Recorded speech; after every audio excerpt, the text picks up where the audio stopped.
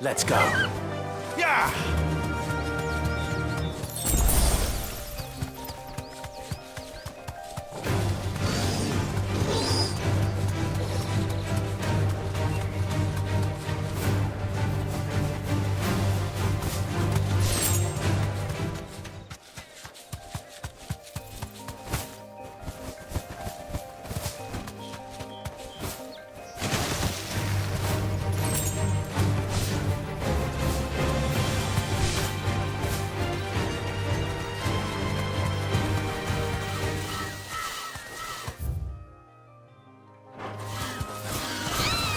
Time to fight.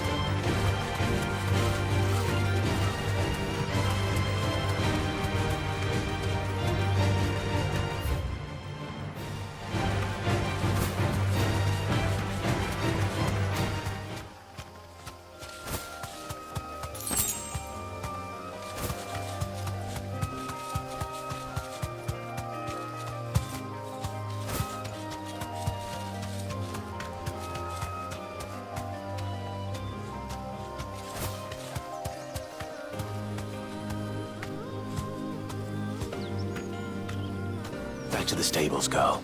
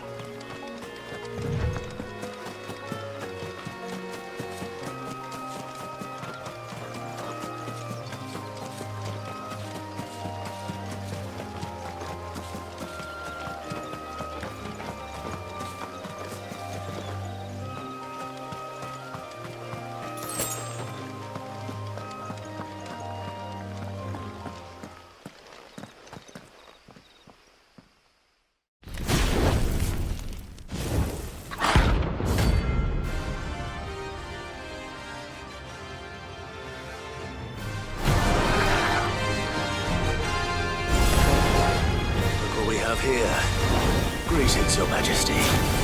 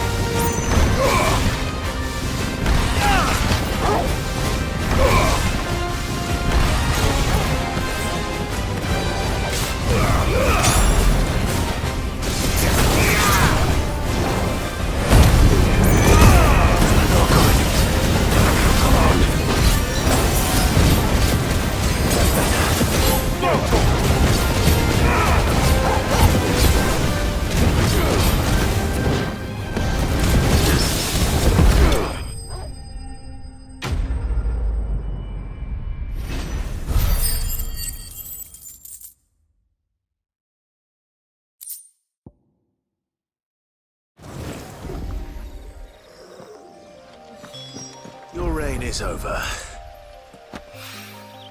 This looks like the stuff. Let's see if there's any more.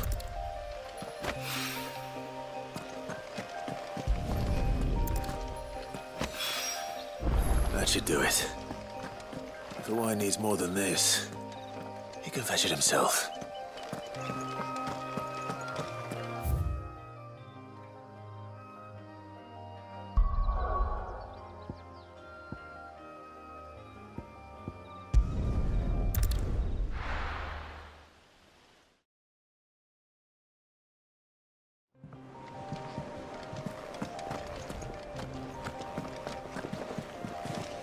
Is that the thing Tomes helped to build? Mid told me she was building a ship.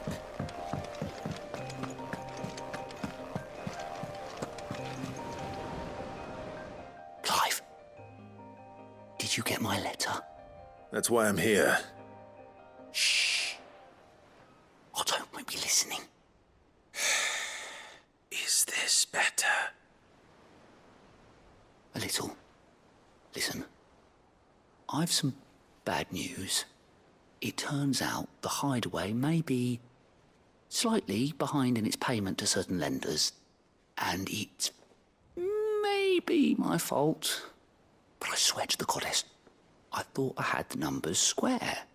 Sadly, that square turned out to be more of a circle. 0, you might say. I can straighten it out, I swear, but it's gonna take some time, and I'm gonna need help keeping it from Otto. Bit late for that, I'd say. There you are! What a surprise! So let me get this straight. You forget to pay our lenders what they're due, and instead of coming straight to me, you get Clive to come to you. And I hope he'll dig you out of the hole you've dug for yourself. Clive, the man in charge of the place you've been cheerfully trying to bankrupt. And you thought this was a cunning plan. Why? Well, who needs paying? Oh, just Martha. And the dame. And, well, Lady Karen. But only 500 talents. We owe 3 of our most trusted friends 5 million gil. Each. 5 million each.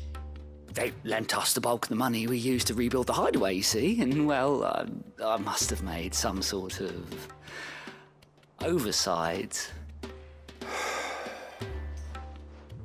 Those ledgers were my responsibility, and it was my decision to entrust them to you. This is my fault.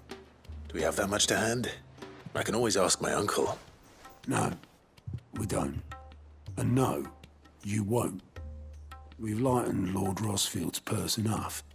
After the king's ransom we had off him, he deserves better than to see our begging bowl. Besides, we'll need to learn to stand on our own if we're gonna make this work. All right. But that doesn't mean you have to shoulder the burden yourself. Is there anything I can do to help? There might be. How'd you fancy taking these to Martha and the dame? Rocks. Rocks, he says. Worth 1,000 talents apiece, these are. A little something Sid and I set aside for when times got lean. And I reckon 15 million in overdue debt probably qualifies.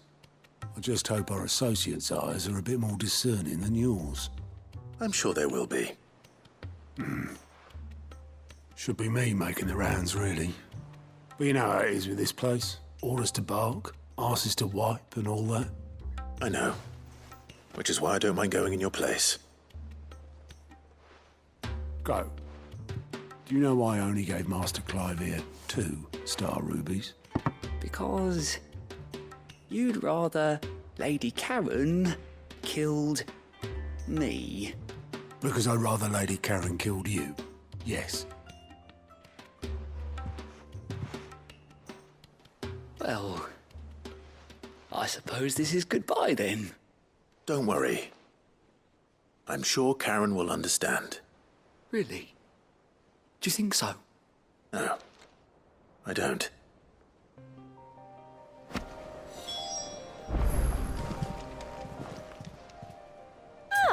I wasn't expecting you back, son.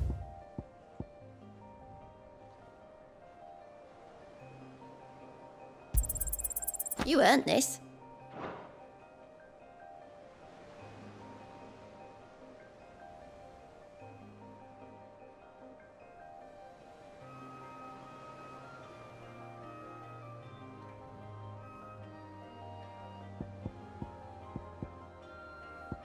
Come again. I may have more for you. I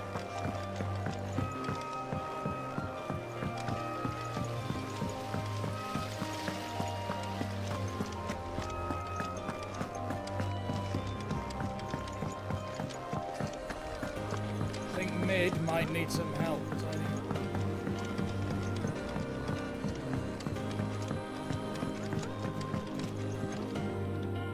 All right there, Sid? How's that hunt for the bomb ash going? I have it here.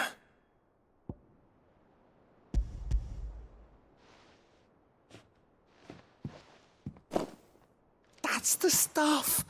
And plenty of it, too. Enough to keep the Alembic bubbling away for a good old while. You're a gent, Sid. Let nothing say otherwise. Right then, let's get this contraption up and running.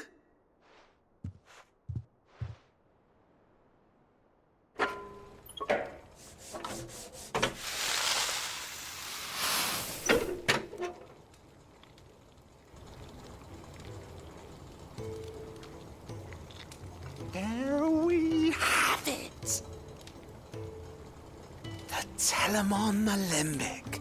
And it works just like the chief said it would. Very impressive.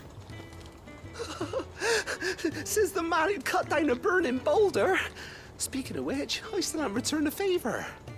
There's no need. The good it will do for the hideaway is reward enough. Don't be silly. Why don't you let me take a look at that bag of yours? The one you keep your potions in. Reckon I could work some magic on that, huh? What kind of magic? Well, we happen to have isolated a substance in our test run of the Alembic that I reckon will make even the toughest lever supple as anything. Thought we might use it to breathe new life into old boots and the like. Save the hideaway a few gil. Ah, I reckon if we slap a bit on your bag, it'll loosen it up enough for you to squeeze in a bottle or two more. Well, it can't hurt to try, I suppose. That's the spirit. Leave it with me. I'll only be a mo.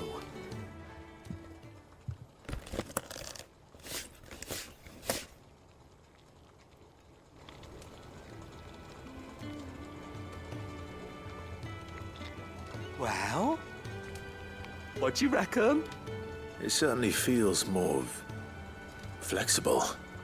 Right? Told you. Thank you. I think. No. Thank you for supporting Mid and the rest of us in our endeavors. Without you, we'd never have been able to discover wonders like that stuff I rubbed on your bag.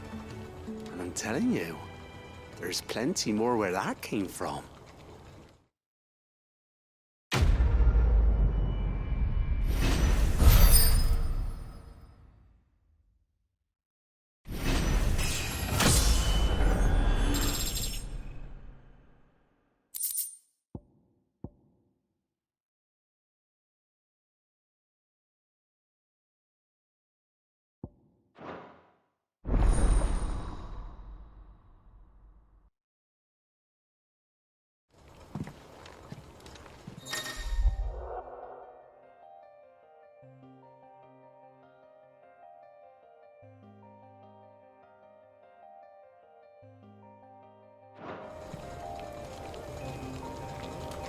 That leather loosener was only the first of the discoveries the Alembics gonna help us make. Just you wait, Sid. Just you wait!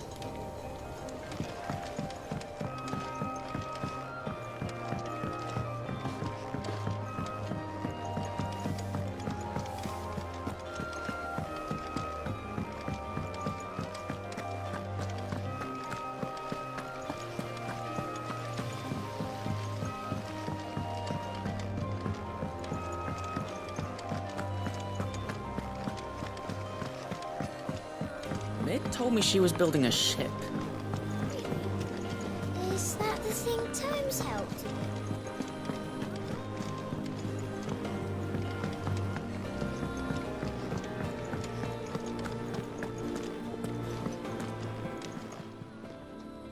I got your note. You think something's wrong with Torgal? So you can read. Congratulations.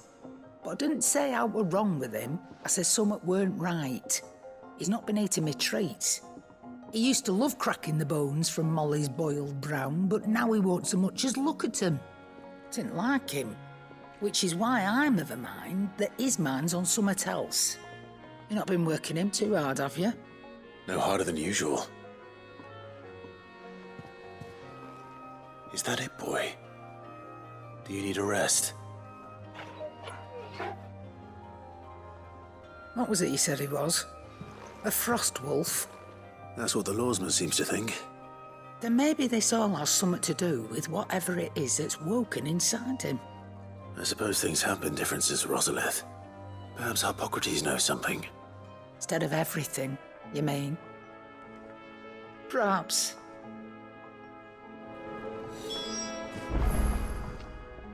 And what can I do for you?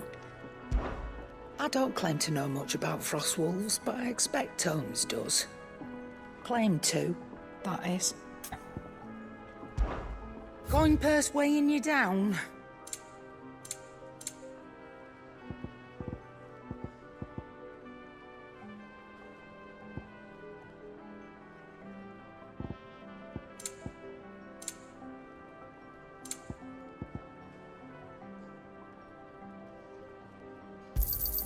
You'll not find a better price than that. It'd better all be here. You'll not find a better price than that. Come again. Or don't. I'm not much bothered either way.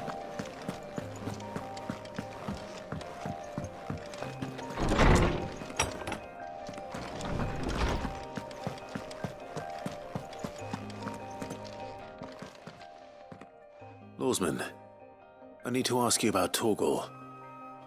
Something's not right with him. He isn't ill, is he? I don't think so. But according to Lady Karen, he seems to have lost his appetite, which is certainly a new development. She says he's hardly been touching his bones of late, and she believes it may have something to do with what happened at Rosalith Castle. I rather think she might be right, though not about his appetite. All canids are instinctively inclined to crack open bones for the rich marrow that resides within, and I see no reason why a frostwolf should be any different. Accordingly, I suspect it is not a lack of appetite that afflicts Torgal, but a surfeit of it. If we assume that his newfound magics require additional nourishment to sustain, it may well be that the bones Lady Karen is accustomed to providing are no longer sufficient. Frostwolves, after all, habitually prey upon far larger animals, whose bones may yield altogether different nutrients. As to where one might find a suitable substitute, some antelopes that graze the meadows of eastern Rosaria have been known to grow to a size more than double that of their lesser cousins. I don't recall ever seeing any that large. And little wonder. The oldest and largest such creatures rarely leave the safety of the highlands for fear of predators. The last elder antelope sighting I recall hearing about took place near Cressida, and that was long before the village was abandoned. Even so, it seems like a good place to start. Good hunting, Clive.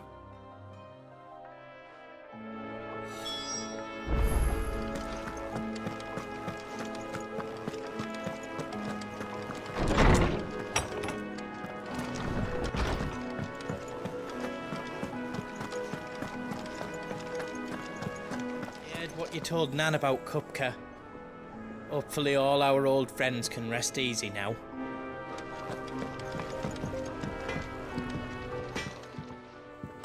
Blackthorn, do you have a moment?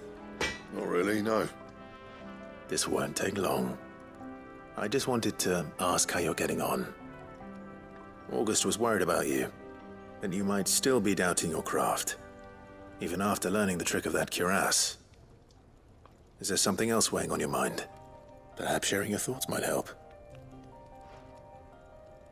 That bastard's like a dog with a bone. Still, he's got a keen eye, I'll give him that. He's just, well, Karen showed me something. Something I've never seen before. And that was? A sword. An odd-looking thing with a single-edged blade. The metal itself wasn't anything to write home about, but fuck me. The edge on it.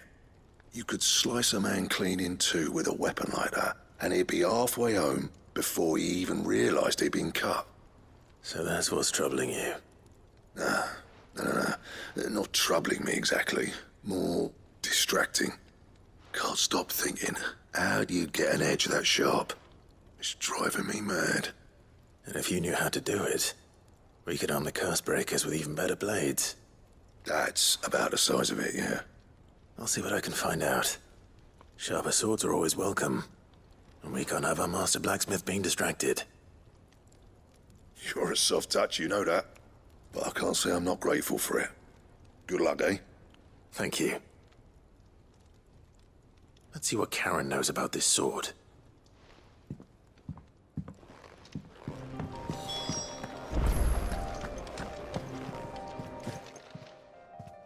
You're looking well, Karen. What do you want? Out with it. I want to know about the sword you showed Blackthorn. Single-edged and extremely sharp. Running around after him again, are you? I suppose I am, yes. But I need to help him find out how to work an edge like that. It's driving him to distraction. Little wonder, I suppose.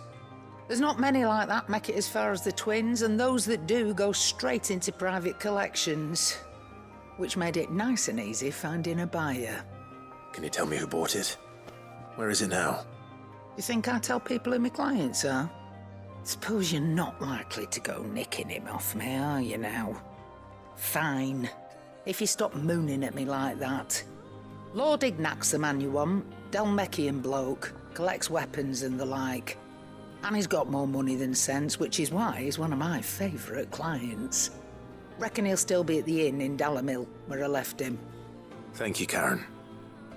Oh, and he's a touch eccentric, if you take my meaning. I appreciate the warning.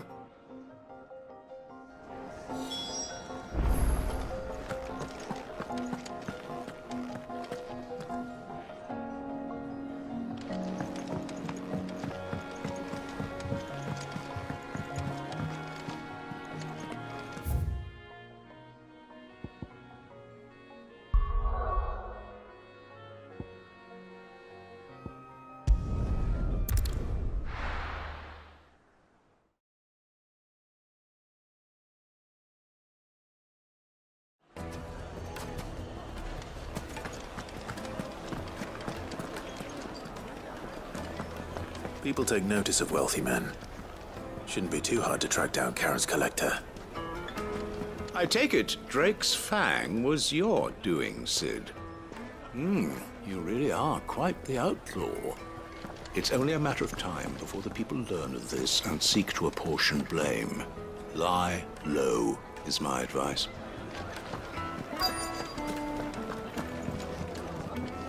They're saying Drake's Fang is gone. The whole Mothercrystal gone. What are we gonna Back do? again, are you? Any more trouble and you'll be barred for life, however deep your friends' pockets might be.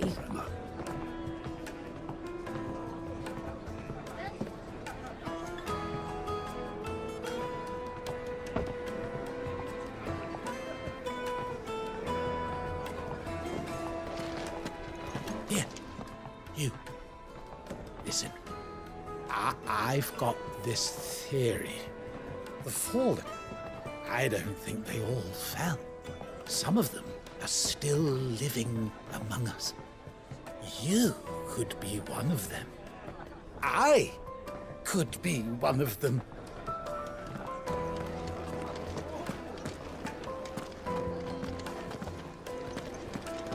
Welcome. If you're hoping for a bed, I'm afraid you'll have to look elsewhere. One of our wealthier patrons has purchased the use of every room, hoping to keep out the riffraff, as he puts it.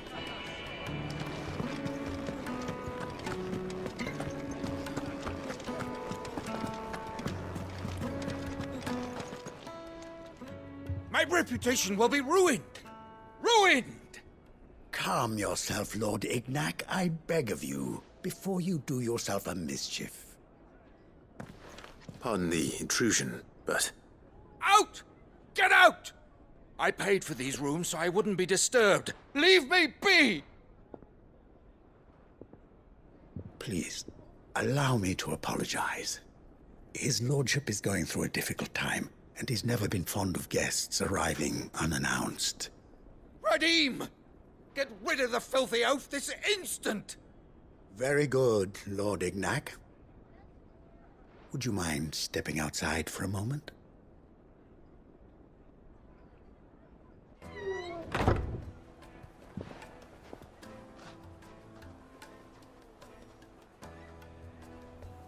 I'm sorry if I've caused you any trouble. That? Oh, no. That's just how his lordship is. Though the morning's events have left him somewhat fractious. He has been dispossessed of his luggage, you see. The thieves also made away with a considerable amount of coin. Coin the innkeeper will soon be keen to collect. I don't suppose a certain blade was among the stolen items. A single-edged sword. It was purchased from a merchant friend of mine. Ah, you know Lady Karen. Yes, I'm afraid it was. Then I'll retrieve Lord Ignac's luggage.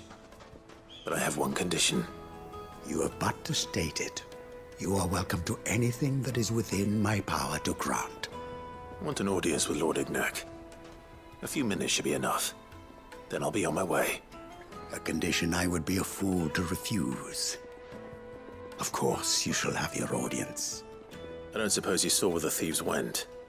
I did not, no. Though some discreet inquiries made on his lordship's behalf mean that I know where you might find them. The bandit's bed. Every ill-gotten coin in Dhalmekian is said to pass through that disreputable corner of the Valcroy. And that's where I'm heading. I shall speak to Lord Ignac in your absence, and arrange for an audience upon your triumphant return. That will be very kind of you. Farewell, and best of luck. It's a wonder the Republic tolerates the existence of the bandit's bed. You would have thought a few dozen good men might put an end to the problem. Then again, what commander would want to march his troop into the Valcroy?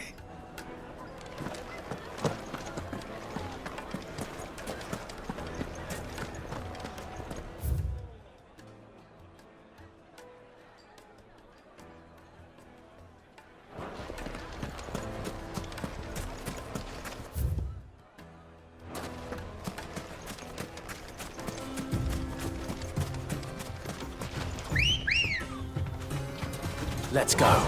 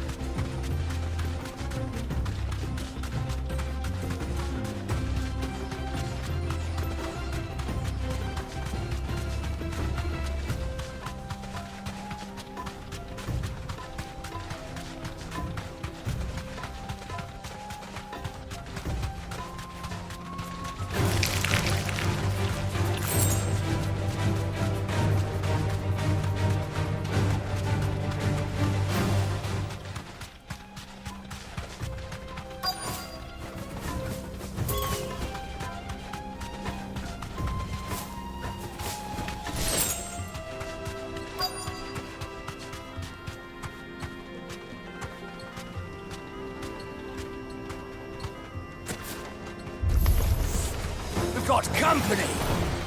Come on, lads, let's tear the bastard's head off!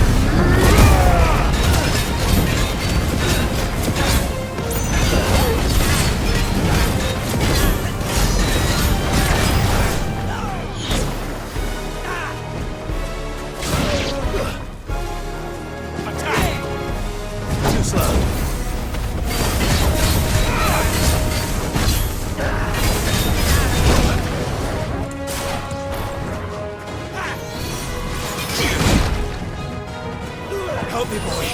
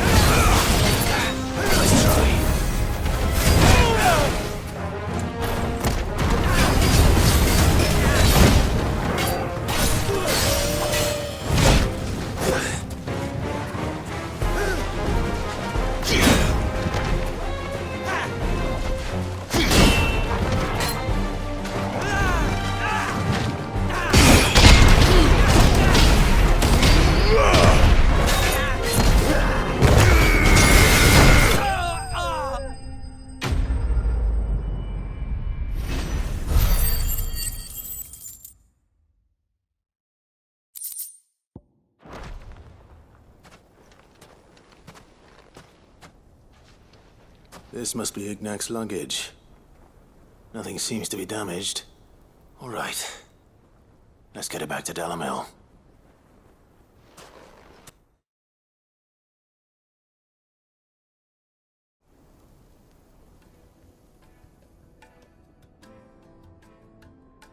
I hear I have you to thank for the return of my effects. What shall I call you, my good man? Wyvern. Glad to make your acquaintance. A formidable name indeed. Well, Wyvern, I appear to be in your debt.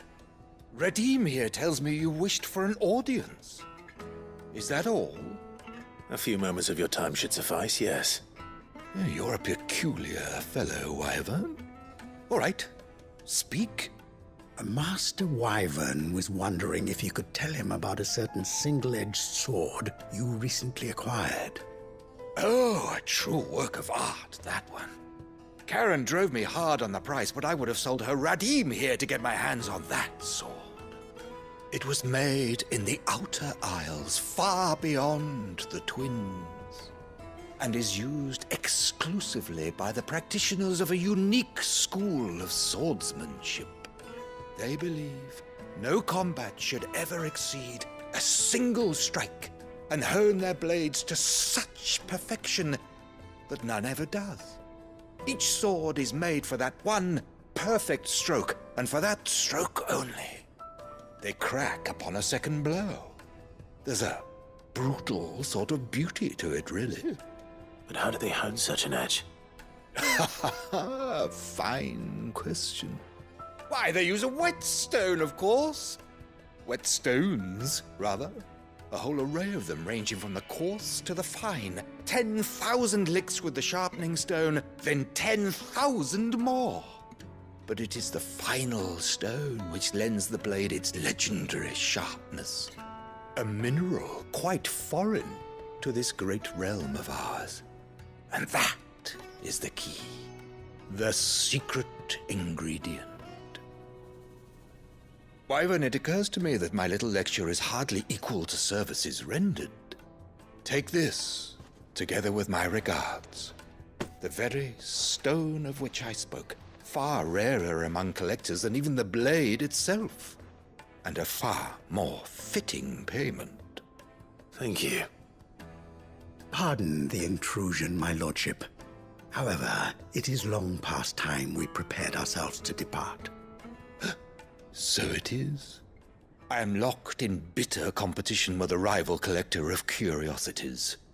I am one step ahead of the unscrupulous scoundrel, but he is hard at my heels. Are there many other collectors out there? too many to count, but only one do I consider my nemesis. Lord Byron Rosfield, and is a perennial thorn in my side. I can imagine. Farewell, Wyvern, may our paths cross again. Radim, we mustn't dawdle.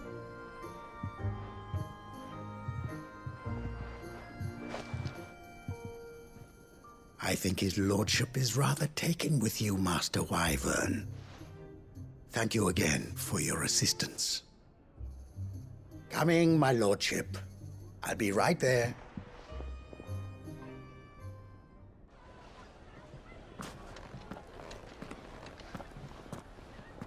Trust Uncle Byron to find such an interesting rival. Now, let's see what Blackthorn makes of this whetstone, shall we?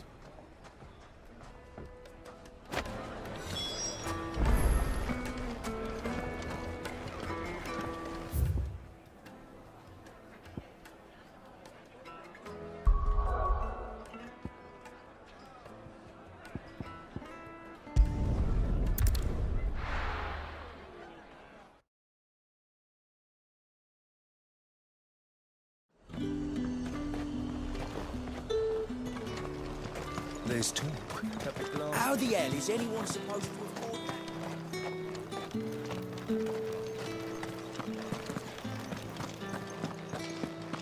that? Citizens are free to come and go as they please. Checkpoint's open to all. You'll find little beyond Northridge, though. When the throne moves south, most with any sense followed.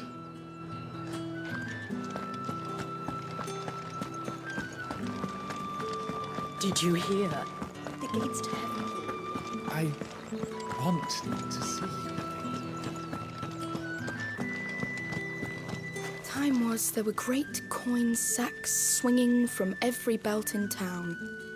Not anymore. Since the capital moved, they're all shriveled to the size of peas.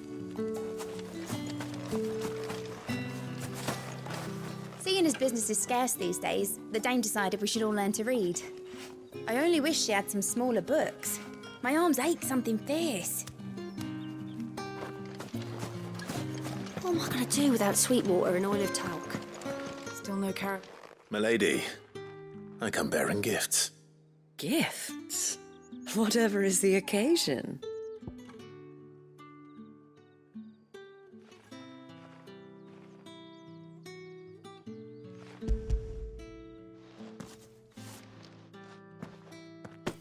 Oh my. Clive, you really have outdone yourself. Otto asked me to give it to you. To settle the Hideaway's debt with the Veil. And to compensate you for the time it took us to do so. Oh, you disappoint me, Clive. I thought you might finally be warming to me. Tell Otto he can keep his baubles. I tried to tell him as much the first time around. The man owes me nothing, nor does the Hideaway. My contribution to the restoration effort was made freely and willingly. It was the least I could do. You once told me Sid did you a kindness. I'd like to do the same. Please, accept it. For my sake. And for Otto's. For all of us. For all you've done. It is rather fetching, isn't it? Very well. Otto is lucky to have you, Clive. I doubt anything could ever replace his son. But you and the others at the Hideaway are the closest thing he has to family. Otto had a son.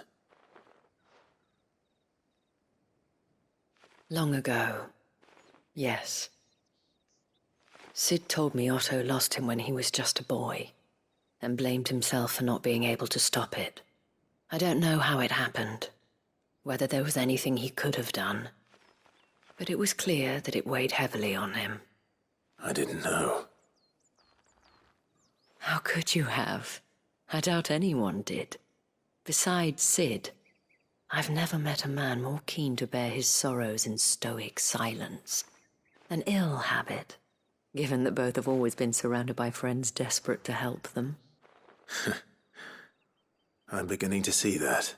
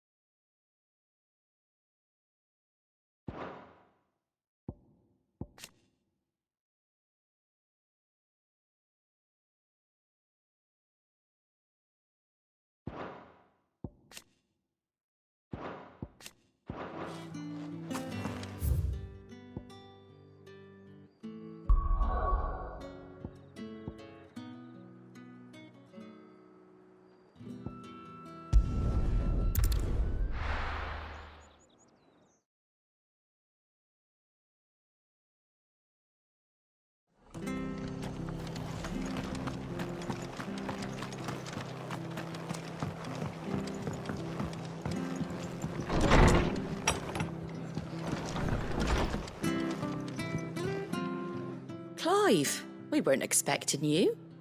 I wasn't expecting to be here, but it seems we still owe you a considerable amount of coin for your help with our rebuilding efforts.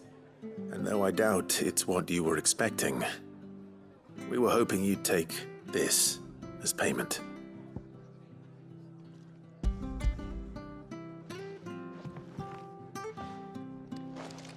A star ruby? I can't accept this. It's worth at least twice what you owe me. More if you can find yourself the right buyer. Think of the difference as interest. Interest?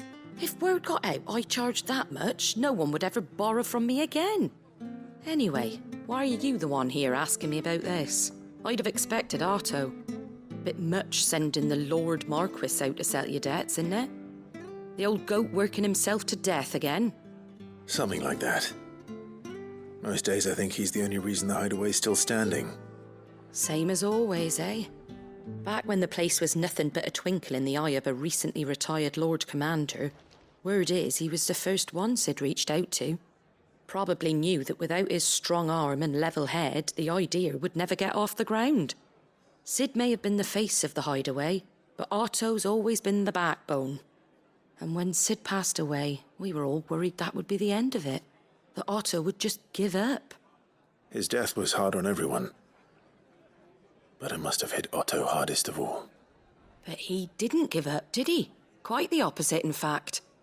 If I recall, he was the one who nominated you as Sid's replacement, and rallied the rest around you. I reckon what he saw in Sid, he saw in you too. And don't we all?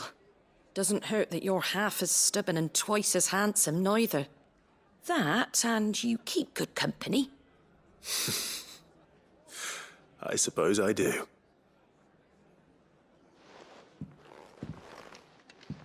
Goat will want to know the stones were delivered, if he's still with us.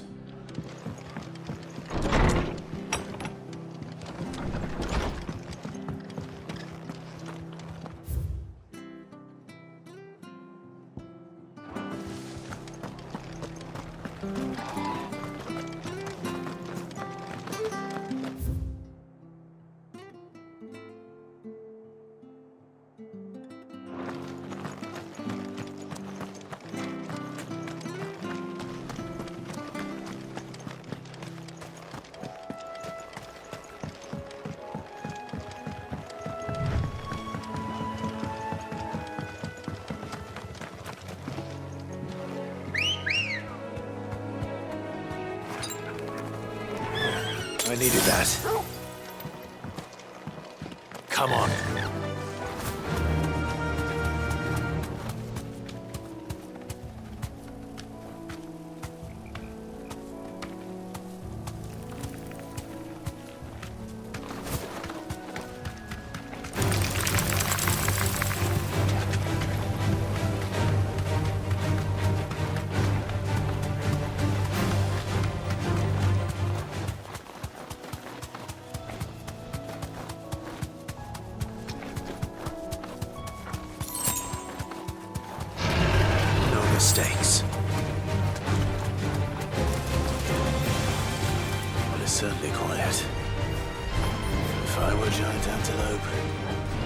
Seemed like just the place.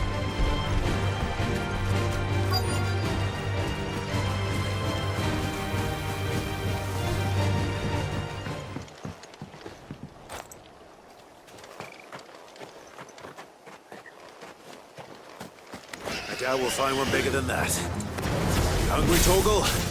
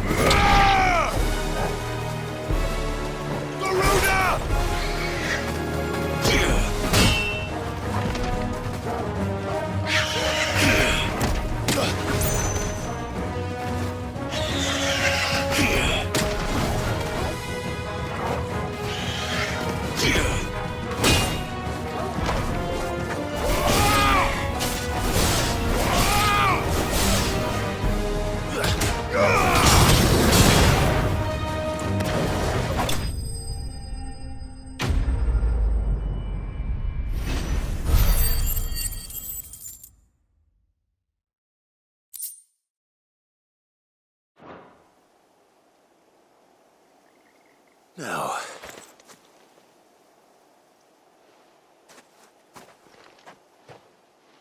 will it be enough, I wonder?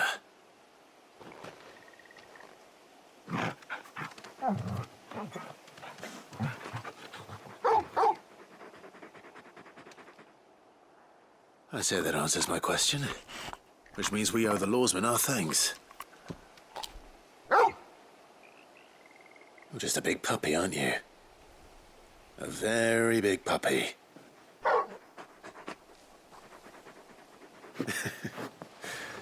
You do know you can take that with you, Torgal.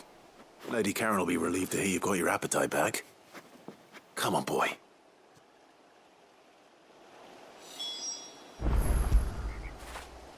Oh, Torgal.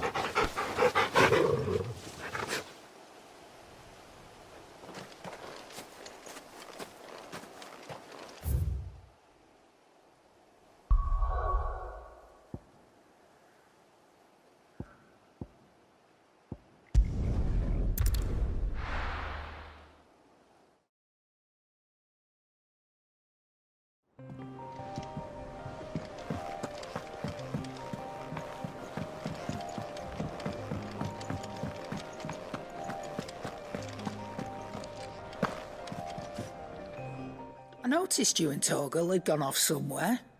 Take him for a walk, did you? You could say that.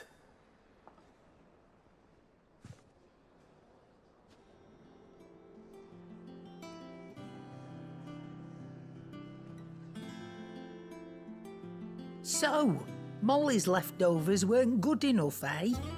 That'll teach me for treating you like you're still a pup.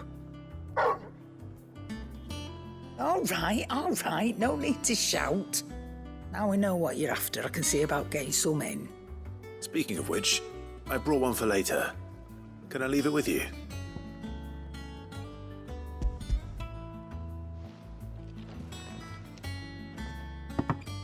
You can, eh? I'm nice like that. In return, you can thank Tomes for me. The bloody know-it-all. I was just on my way to see him.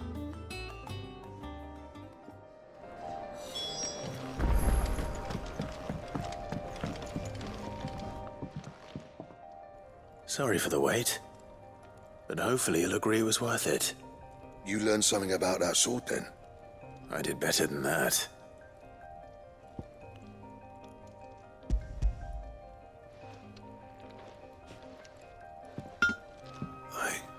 A whetstone? Yes. But not one you'll find anywhere in Valisthea.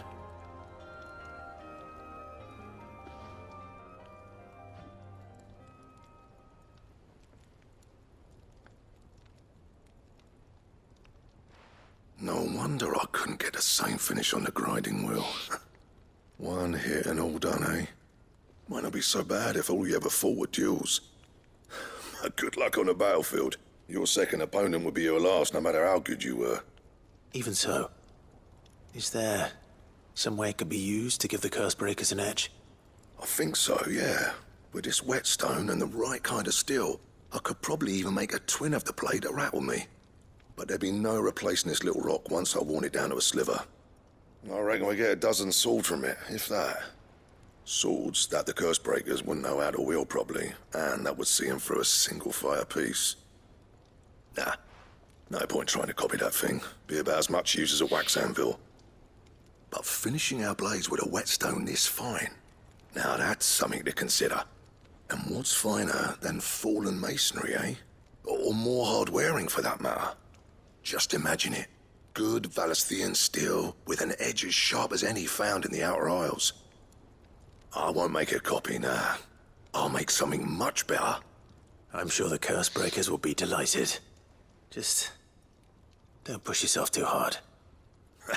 Don't you worry about me, sunshine. I've been working day and night since I was half your age, and I'll still be here when you're long gone. Hey, thanks, Clive. I mean it. I owe you one, August too. It's good to know someone's looking out for me.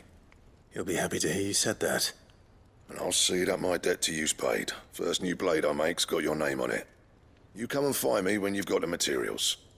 All right. I will.